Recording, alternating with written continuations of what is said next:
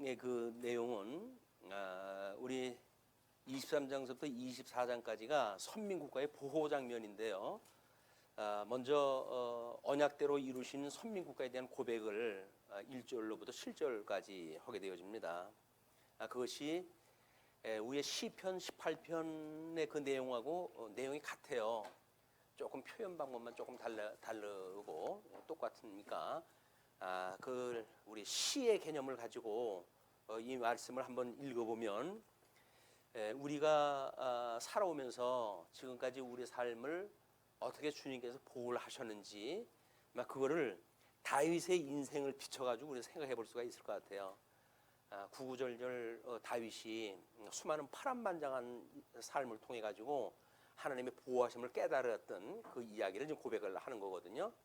그래서 일단 이는 다윗의 마지막 말이라 이렇게 이야기를 합니다. 그러면서 이새의 아들 다윗이 말하며 높이 세워진 자 야곱의 하나님께로부터 기름 부음 받은 자 이스라엘의 노래 잘하는 자가 말하노라.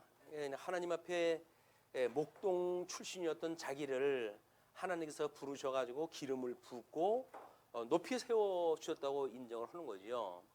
우리가 빗대어서 생각을 해본다고 한다면 죽었던 우리를 살리신 주님, 그리고 그뿐만 아니라 어떻게 보게 되면 진리 세계에서 상당히 앞서가고 있는 진리의 체계를 우리한테 깨닫게 하셔서 이거를 오고 오는 세대에게 진리를 전승하고 보수하는 아주 주님의 눈동자 같이 우리를 보호하시는 우리 주님을 우리가 기억을 한다고 하면 그런 개념으로 우리가 찬송을 할 수가 있겠죠. 그래서 야곱의 하나님께로부터 기름 부음 받은 자 이스라엘의 노래 잘하는 자가 말하노라.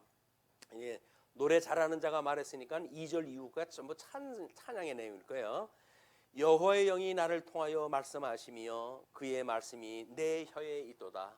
노래로 해가지고 그 말씀이 전부 나오는 거예요. 그래서 우리가 하나님께서 우리 입술에 말씀을 주시게 되면 우리가 증인이 된다고 그러는데 증인이 뭐냐? 결국은 입술에 있는 이야기를 통해서 전도하는 거 아닙니까? 증인의 역할을 갖다 하는 거고 내 혀에 있다 그것이. 그래서 주야로 우리가 주님의 말씀을 묵상하는 일은 시간이 나서 하는 것이 아니라 이거는 그냥 우리들의 예수님을 믿는 성도들의 마땅한 도리라고 보여집니다. 우리의 때가 있든지 없든지 어떤지 못 어떤지 말씀을 상고하고 그렇게 신앙적인 어떻게 하나님의 말씀을 묵상하고 이런 일들은 일상적인 일이지 특별한 우리의 주일날만의 행사로 끝나는 일은 그 일은 아니다. 이스라엘의 하나님이 말씀하시며 이스라엘의 반석이 내게 이르시기를 얼마나 힘든 삶이었으면 그게 기초가 흔들리지 않을 정도의 반석 위에 세워진 본인을 갖다 생각을 하고 이야기를 해요. 물론 여기서 이스라엘의 반석은 예수 그리스도를 이야기를 하는 거지요. 그 반석이 내게 이르시기를 사람의 공의로 다스리는 자 하나님을 경외함으로 다스리는 자요. 이건 우리 자기의 그런 기분 여해에 따라서 하는 것이 아니라 하나님의 기뻐하시는 뜻을 따라서 살아가는 그런 그 자에 대한 호칭을 갖다 이야기하는 겁니다. 그는 돋는 해에 아침빛 같고 구름 없는 아침 같고 비 내린 후에 광선으로 땅에서 우미 돋는 새풀 같으니라 하시도다. 그렇게 어여삐 보아주셨어요. 그 다윗 그런 어린아이가 골리앗 같은 대적을 향해서 물맷돌을 던질 만큼의 용기를 가지고 싸웠던 그 일 모든 걸 하나님께서 보시고 섭리를 갖다 하셨기 때문에 그의 삶이 어떠한 건지를 알고 그리고 공의로 다스렸기 때문에 그렇게 기름 부음 받은 자는 자기를 죽이려고 하는 자임에도 불구하고 끝없이 용서하고 끝없이 그런 걸 말리고 이런 것이 다윗의 삶이었기 때문에 하나님이 자기를 그렇게 부르신다는 이야기입니다. 그리고 내 집이 하나님 앞에 이같지 아니하냐. 하나님이 나와 더불어 영원한 언약을 세우사 만사에 구비하고 경고하게 하셨으니 나의 모든 구원과 나의 모든 소원을 어찌 이루지 아니하시랴. 이것이 우리가 교회론적으로 이제 우리 서신서를 이해해야 될 내용이에요. 물론 복음서를 통해서 우리는 예수님이 우리의 구속자라고 하는 걸 충분히 공부를 했죠. 하나님께서 보내준 중보자라고 하는 걸 충분히 공부했죠. 그분이 부활 승천하셔서 하나님 보좌 우편에서 여전히 우리를 하감하시고 우리 일거수 일토족을 다 보시면서 우리를 위해서 기도를 하다 하신대요. 중보기도를. 우리는 마치 우리들이 뭘 기도해서 얻어지는 것 같은데 그렇지는 않습니다. 실질적인 건 우리 주님의 기도고 중보기도고 또 그분께서 보내신 성령께서 우리들의 마땅히 빌 바를 우리는 알지 못하는데도 불구하고 성령께서 구해 주시는 거예요. 우리들이 뭘 기도해서 얻는 거는 다행히 성령의 뜻에 맞는 걸 구한 건 몇 가지가 내 이름으로 구한 거지. 우리들의 지금 모든 우리의 이 호흡을 갖다 하고 살아가는 모든 인생들은 성령님께서 우리를 구해주는 기도해 주시는 그 은혜를 따라서 우리가 지금 살아가고 있는 거다. 그렇기 때문에 우리가 그 하나님을 경외하는 것이 기쁨인 거예요. 아니 하나님이 천지를 지으신 분이 어떻게 나 같은 인생을 불러가지고 그것도 콕 찍어가지고 그래가지고 내가 너를 사랑한다라고 하는 걸 어떻게 저한테 먼저 고백을 하실 수가 있어요. 하나님이 사랑한다고 하는데도 우리는 뭐 별로 그래서요. 뭐 그럴까요? 하나님이 우리 뭐 사춘기 우리가 애들인가요? 사랑해 내가 그러면 그래서요. 용돈이나 넉넉히 줘요. 뭐 이러는 건 아니잖아요. 그래서 철 들을 만큼 들었는데 하나님이 우리를 사랑한다고 한다면 야 정말 나 같은 인생을 우리 주님이 사랑하니 내 인생을 거다 몰빵을 해야 되겠구나 라고는 마음이 절로 생각이 될 정도로 우리가 하나님의 은혜를 기억해내는 일이 중요하다. 말씀을 통해서 그걸 깨닫고 그래서 우리가 우리에게 죄진 자를 사해 준 것처럼 우리 죄를 사해 주세요 라고 하는 것이 모든 신앙의 원리의 원리. 그럼 제일 먼저 뭐가 필요해요? 우리가 우리에게 죄진 자가 조건이에요. 그럼 우리가 우린 자에게 조건이라는 이야기는 그것이 어떤 거였어요? 예수님이 나를 구원해 줬다고 하는 걸 믿어지기 때문에 지금 그걸 할 수가 있는 거 아니에요.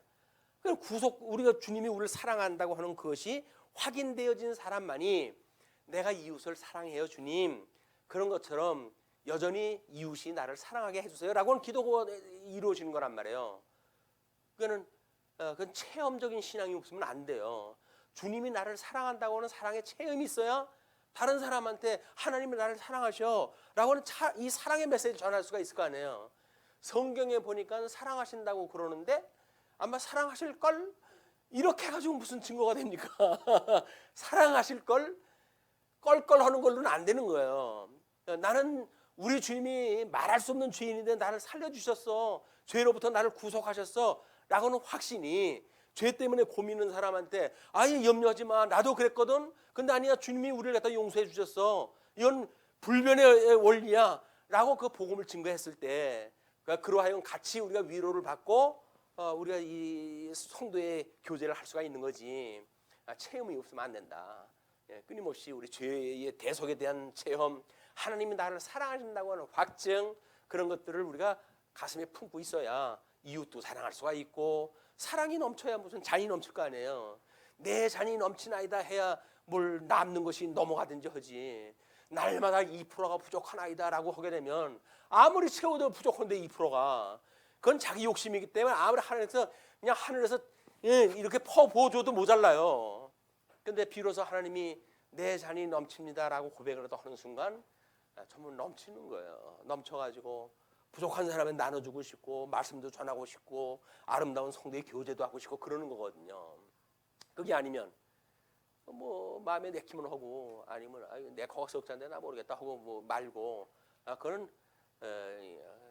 변덕이 심한 거죠. 뭐 온열에 쇠죽 꿀듯이 한다고 그러는데 변죽 심한 걸 그런 것이 아니라 그냥 꾸준하게 하나님이 나를 사랑했다고 하는 사랑이 꾸준한 사랑이 되어졌으면 좋겠다. 구속의 은혜가 꾸준했으면 좋겠다. 다른 건 몰라도 나 용서해줬다고 하는 믿을 수 있잖아요. 하나님이 나를 사랑한다고 하는 그 이야기는 믿을 수 있잖아요. 나보고 사랑하라고 하는 것도 아니고 내가 너를 사랑했다고 그러는데 아니 그 말씀을 왜 못 믿어요? 아니 그런 공짜가 어디서 세상에 거저주는 그런 그 은혜인데 근데도 불구하고 뭘 주판을 띵겨요? 뭐 그렇게 하면 뭐 달라고 그럴까 봐 그렇습니까? 나중에 봉사라고 그럴까 봐 겁이 납니까? 봉사 할 수 없는 사람한테 봉사 시키지도 않아요 주님이.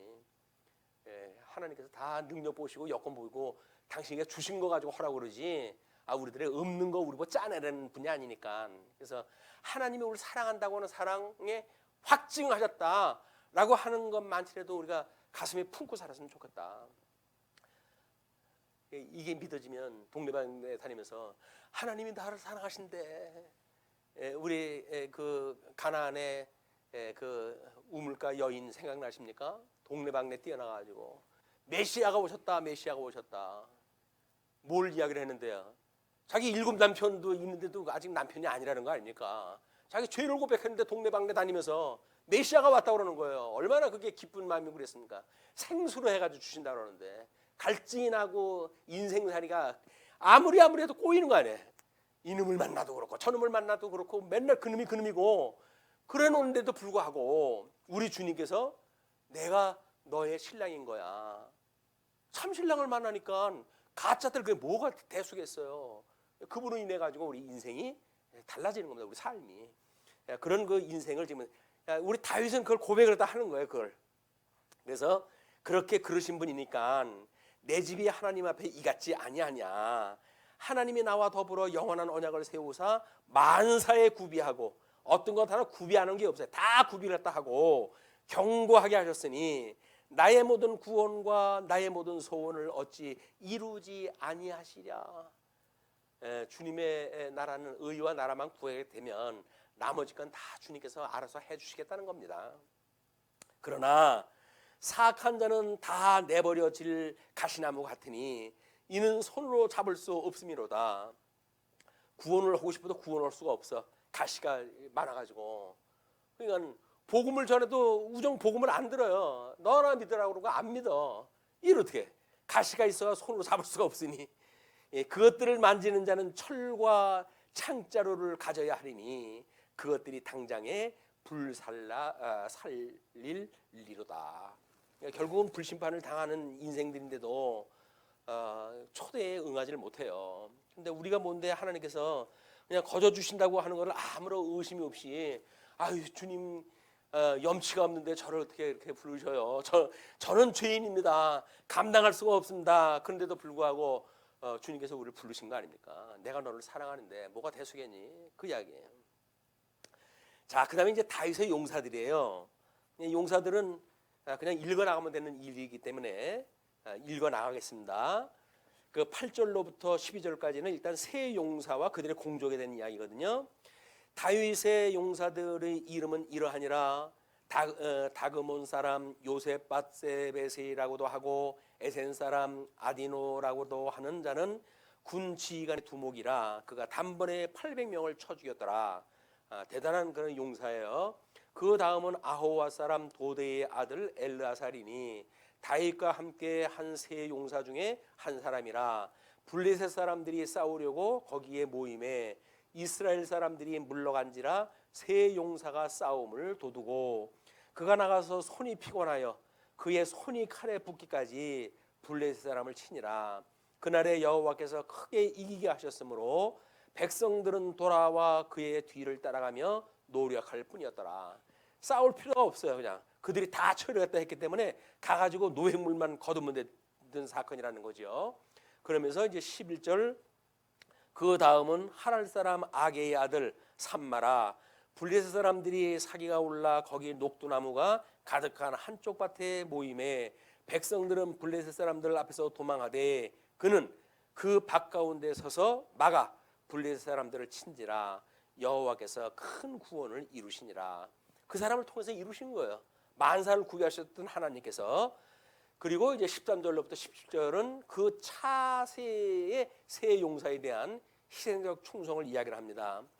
또 30두목 중에 세 사람이 곡식 뺄 때에 아둘람 굴에 내려가 다윗에게 나아갔는데 때에 블레셋 사람의 한 무리가 르바임 골짜기에 진쳐더라.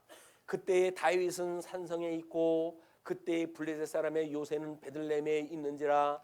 다윗이 소원하여 이르되 베들레헴 성문 곁 우물물을 누가 내게 마시게 할까 하매 세 용사가 블레셋 사람의 진영을 돌파하고 지나가서 베들레헴 성문 곁 이 우물물을 길어 가지고 다윗에게로 왔으나 다윗이 마시기를 기뻐하지 아니하고 그물을 여호와께 부어 드리며 이르되 여호와여 내가 나를 위하여 결단코 이런 일을 하지 아니하리이다.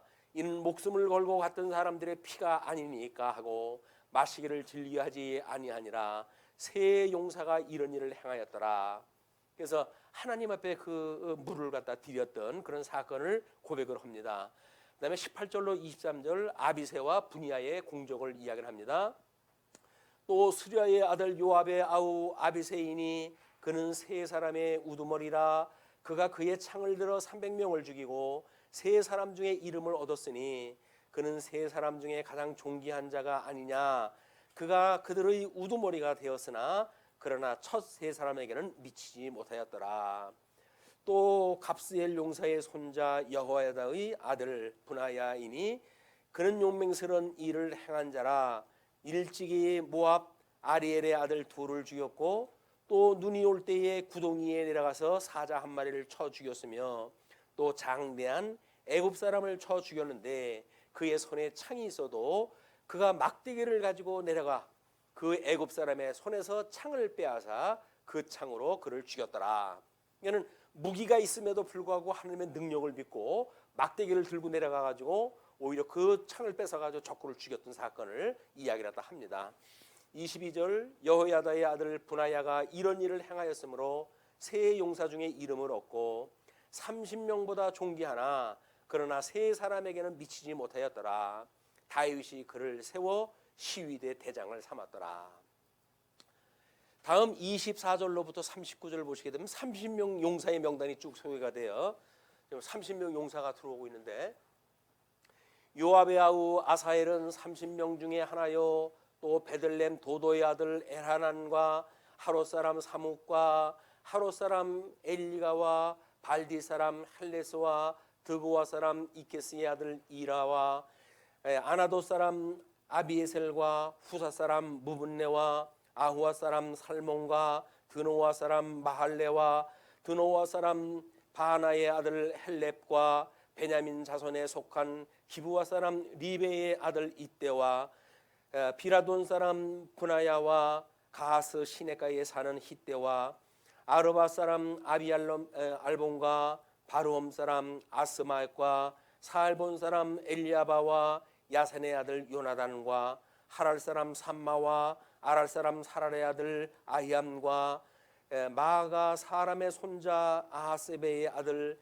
엘리벨렉과 길로 사람 아이도벨의 아들 엘리암과 갈메 사람 헤스레와 아랍 사람 바하레와 소바 사람 나단의 아들 이갈과 갓 사람 바니와 암몬 사람 셀렉과 수리아의 아들 요압의 무기를 잡은 자 부에로 사람 나하야레와 이델 사람 이라와 이델 사람 가렙과 헷 사람 우리아라 이상 총수가 37명이었더라 해가지고 순갑의 그런 사람들을 쭉 소개를 했다 해요. 이것이 우리가 교회 이제 교족부를 정리하고 때로는 사역자 임명 임직되어진 그런 것들을 연역에다 남겨놓고 그리고 때로는 뭐 우리 안수 집사를 선출한다든가 권사를 선출하든가 종신직이나 이게 항존직에 대한 선출을 했다 할 때 그분들의 우리가 그 업적을 쭉 소개를 다 하는 거예요. 이분은 여전도회를 갖다 어떻게 섬겼고 뭐 무슨 뭘 어떻게 섬겼고라고 하는 거를 해가지고 그걸 기리는 거예요. 그래가지고 충분히 그런 우리가 추천한 일을 하실 수 있습니다라고 하는 걸 보여주는 일이거든요. 그렇기 때문에 자원해가지고 그런 부서를 맡고 하는 일은 매우 값진 겁니다. 예. 내가 봉이냐 뭐 해가지고 혼자 야간 척하는 거는 헛똑똑이에요. 헛똑똑이. 하나님 앞에 아주 어리숙하게 충성하는 사람이야말로 지혜자다. 이것이 다윗의 삶이었습니다.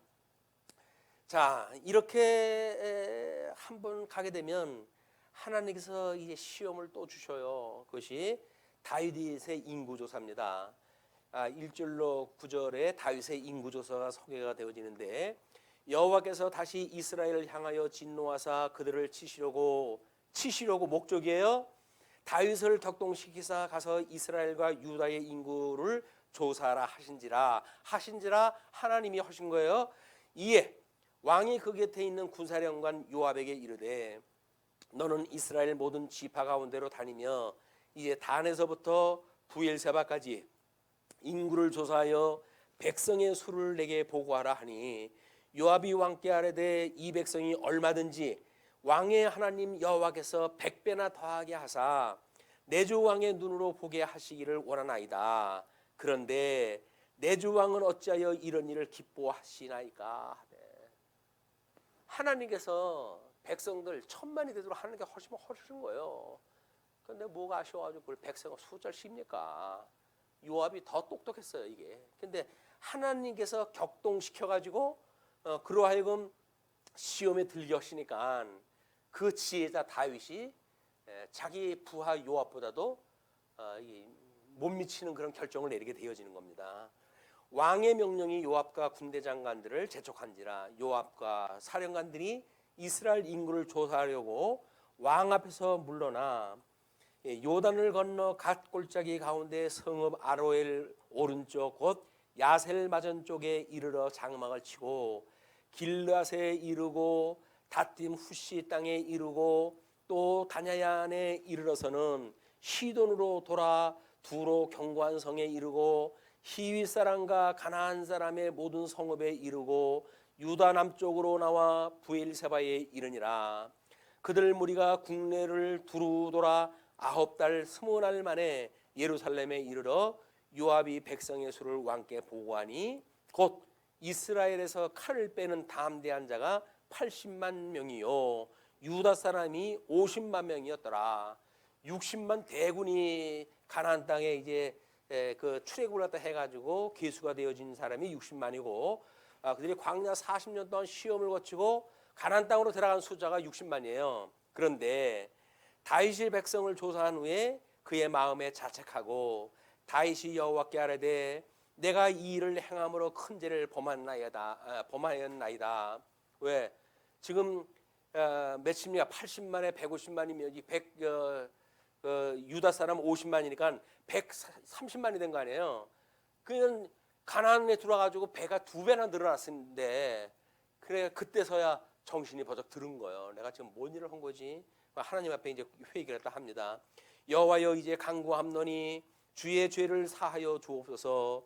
내가 심히 미련하게 행하였나이다 하니라. 다윗이 아침에 일어날 때 여호와의 말씀이 다윗의 선견자 된 선지자 가덱에 임하여 이르시되 가서 다윗에게 말하기를 여호와께서 이와 같이 말씀하시기를 내가 내게 3가지를 보이노니 너를 위하여 너는 그 중에서 하나를 택하라.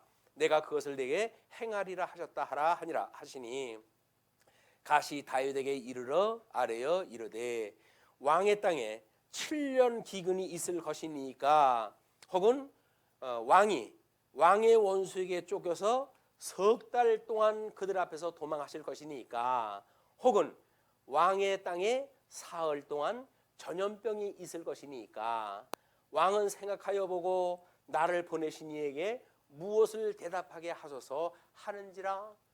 자, 이제 시험에 들게 됐어요. 3가지를 제시를 갖다 했네요. 하나는 이 7년 기근이라고 한다면 이거 아주 다 굶어 죽을 판 아닙니까? 이제 그 7년 기근이거나 아니면 석 달 동안 적군에 해가지고 네가 도망 다니거나 이제 그런 그 이야기예요. 아니면 사흘 동안 전염병이 있을 것이거나 셋 중에 하나를 택해라 이렇게 이야기를 했어요. 다윗이 가덱에 이르되 내가 고통 중에 있도다. 청하건대 여호와께서는 긍휼이 크시니 우리가 여호와의 손에 빠지고 내가 사람의 손에 빠지지 아니하기를 원하노라 하는지라. 내가 사람에게 빠지는 것은 차마 하나님의 종인데 그건 하나님을 욕보이는 일이니 그건 못하겠다. 대신 하나님이 나한테 직접 하시는 거라고 한다면 그 방법을 택하겠다 이제 이야기를 한 거예요. 그러니까 이에 여호와께서 그 아침부터 정하신 때까지 전염병을 이스라엘에게 내리시니 단에서부터 부엘세바까지 백성의 죽은 자가 7만 명이라. 13년 중에서 이 7만이니까 도대체 몇 프로입니까? 5%가 죽은 거예요. 그러니까 0.5%입니까? 죽었어요. 천사가 예루살렘을 향하여 그의 손을 들어 멸하려 하더니 여호와께서 이 재앙 내리심을 뉘우치사. 여기서 뉘우쳤다는 이야기는 하나님께서 계획했던 걸 잘못했다고 하는 것이 아닙니다. 불쌍한 마음이 들으셔가지고 거기에서 멈출 것을 이야기를 하시는 거죠. 그러니까 백성을 멸하는 천사에게 이르시되 족하다 이제는 내 손을 거두라 하시니 여호와의 사자가 여부수 사람 아라우나의 타작마당 곁에 있는지라. 하나님께서 족하다라고 하는 그 이야기는 뭐예요? 공의를 족하게 하셨다 그 이야기예요. 공의를 족했다라고 하는 그 이야기는 뭡니까? 독생자 예수 그리스도를 보내주셔가지고 하나님께서 창세전에 예정했던 모든 자를 구원하시는데 필요한 모든 구속의 조건을 우리 주님께서 하셨다는 거예요. 예수님을 십자가에 못 박아 죽이는 걸로 하나님은 그 공의를 족하게 받으셨다는 거예요. 그러니까 우리들의 모든 죄를 대속하시는 예수 그리스도의 은혜에 대한 이야기다 이게. 그렇게 했을 때 여호와의 사자가 그 일을 마치고는 타작마당 곁에 있는 거예요. 그러니까 이제 17절의 그 이야기가 다윗의 회개의 장면이 소개가 되어지는데 다윗의 백성을 치는 천사를 보고 곧 여호와께 아뢰어 이르되 나는 범죄하였고 악을 행하였거니와 이 양무리는 무엇을 행하였나이까 청하건대 주의 손으로 나와 내 아버지의 집을 치소서 하니라. 이것도 다윗이 구했지만은 유다 지파로부터의 그 집은 하나님께서 언약하셨던 거기 때문에 하나님이 그 법을 어길 수가 없어요. 그럼에도 이 다윗은 그럴지언정 이 양무리를 불쌍히 여겨주십시오라고 하는 그 모습을 보여줍니다. 우리 신약 성경에서도 그런 그 예가 많이 있죠. 우리가 이제 사도 바울이 그 복음을 증거했다 하면서 숫째 내가 저주를 받더라도라고 이야기했다 하잖아요. 내가 저주를 받더라도 내가 복음을 증거한 이런 자들을 주님께서 용서하시고 구원하다 해주십시오라고 해서 저주를 자기한테 돌려요. 근데 자기는 이미 저주 받을 수 없는 몸이에요. 그만큼 절실한 마음으로 지체를 위하는 그런 표현을 하나님께 하는 겁니다. 그러니까 하나님께서 만사를 구비하고 우리 거 줄 걸 다 준비를 다 해놓으셨어요. 그러면 결국 뭐라는 거예요? 우리한테 그냥 후회 없이 허라는 거예요. 그냥 있는 거 다 퍼준다고 해도 굶어 죽지 않는다는 이야기예요. 이미 다 구비를 다 했는데 우리는 그걸 머리를 갖다 굴려가지고 주판을 튕겨가면서 요만큼을 띄면 나머지 걸로 가지고 살겠지 이렇게 이야기를 하는데 쓸데없는 일이라는 겁니다. 하나님께서 우리한테 믿음을 주신다고 한다면 내 몸을 갖다가 불살라 바치는 관제로 갖다 드릴 수 있는 이런 그 일을 사도 바울은 한 거 아닙니까? 그것이 믿음이 없으면 어떻게 그런 일을 다 하겠어요? 자기 생명 귀하자는 사람이 어디 있겠습니까? 근데 하나님 믿음을 주시니까 그 일이 가능하다. 우리는 어떤 여건 때문에 안 된다 생각을 하거나 그러는데 여건 때문에 안 되는 게 아니에요. 사실은 그분이 믿어지지 않는 거예요. 만사를 구비했다고 하는 것이 믿어지지 않는 거예요. 너나 할 것 없이 우리들의 신앙이 그렇다는 이야기입니다. 자, 그리고 이제 그렇게 하니까 다윗이 여호와께 명령하신 바 가세 말대로 올라가니라. 18절이에요. 18절 이날에 가시 다윗에게 이르러 그에게 아뢰되 올라가서 여부수 사람 아라우나의 타작마당에서 여호와를 위하여 제단을 쌓으소서 하며 다윗이 여호와께서 명령하신 바 가세 말대로 올라가니라. 제사를 드리러 올라간 거예요. 근데 우리 성경을 보면 말이에요. 하나님께서 이렇게 언약대로 회복을 갖다 해놓고는 그걸로 끝나지는 않습니다. 자, 우리가 노아의 시대 때 노아의 홍수로 인해 가지고 구원을 갖다 해주셨잖아요. 바벨탑 사건으로 흩어버려요. 근데 그 사건은 우리 에스겔에서도 보게 되면 에스겔로 해도 회복의 약속을 다 하셨어요. 그럼에도 불구하고 또 우리 그 곡에 대한 사람들을 통해 또 시험을 갖다 해요. 그 이야기는 요한계시록에서 천년왕국이 끝났음에도 불구하고 하나님께서는 고개 전쟁을 또 준비를 다 해놓으셨어요. 마지막에 이런 정리를 다 하시는 부분이 하나님께 마지막 추수를 다 어떻게 하시는가의 모습입니다. 그래서 우리가 뭔가 섰다 이루었다라고 하는 걸로 만족하면 안 되는 거예요. 그게 끝이 아니에요. 그래서 우리 갈 때까지 가야 그게 끝이다. 그런 걸 우리가 끊임없이 상기를 다 해야지 뭐 형편이 좀 풀린다고 생각이 들어가지고 이제 뭐 이만하면 됐지 뭐라고 이야기하는 거는 아주 미련한 방법이에요. 섰다 함도 아니고 이뤘다 함도 아니다. 섰다 하는 자는 넘어질까 조심하라 그러잖아요. 우리가 섰다라고 하는 그거를 하나님께서 끝까지 포기하게 하시는 거예요. 이 뒤에 하나님께서 또 이런 시험을 주실 수 있어. 지금은 우리한테 이런 피할 길을 주셨지만 여전히 하나님을 우리가 의지하지 않으면 또 넘어진다 라고 하는 걸 믿어야 우리 주님을 끝까지 이제 믿게 되어지는 거거든요. 우리의 믿음을 끝까지 붙들시기 위한 하나님의 이런 섭리를 볼 수가 있는 겁니다. 자, 그렇게 해서 이제 아라우나가 바라보다가 왕과 그의 부하들이 자기를 향하여 건너옴을 보고 나가서 왕 앞에서 얼굴을 땅에 대고 절하며 이르되 어찌하여 내 주 왕께서 종에게 임하시나이까 하니 다윗이 이르되 내게서 타작마당을 사서 여호와께 제단을 쌓아 백성에게 내리는 재앙을 그치게 하려 함이라 하는지라. 아라우나가 다윗에게 이르되 원하건대 내 주 왕은 좋게 여기시는 대로 취하여 드리소서. 번제에 대하여는 소가 있고 뗄 나무에 대하여는 마당질하는 도구와 소의 멍에가 있나이다. 자기 전 재산일 거예요. 그러니까 왕이여 아리우나가 이것을 다 왕께 드리나이다 하고 또 왕께 아뢰되 왕의 하나님 여호와께서 왕을 기쁘시게 받으시기를 원하나이다.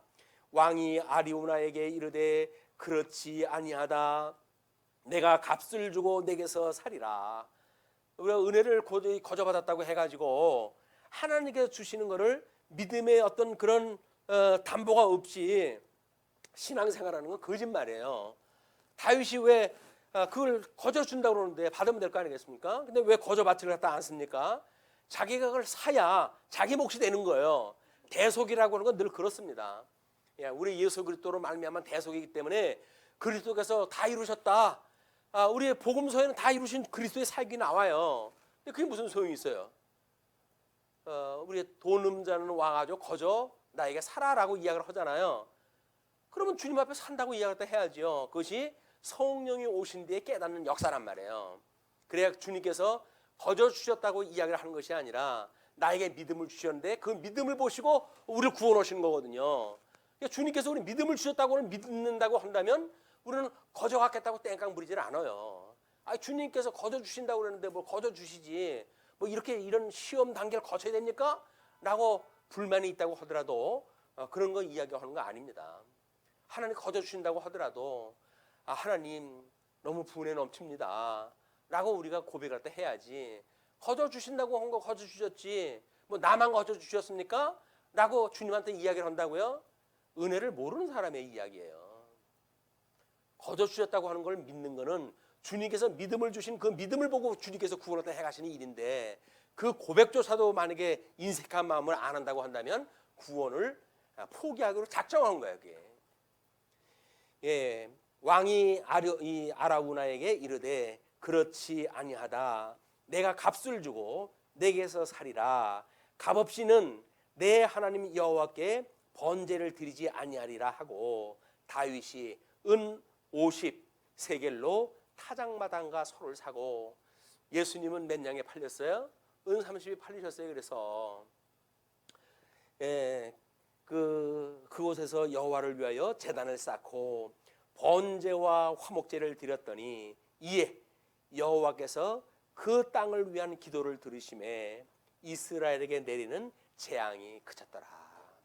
그래서 우리들이 거저 주시는 믿음으로 우리가 신앙생활을 합니다 라고 이야기를 하지만 사도 바울은 뭐라 그럽니까?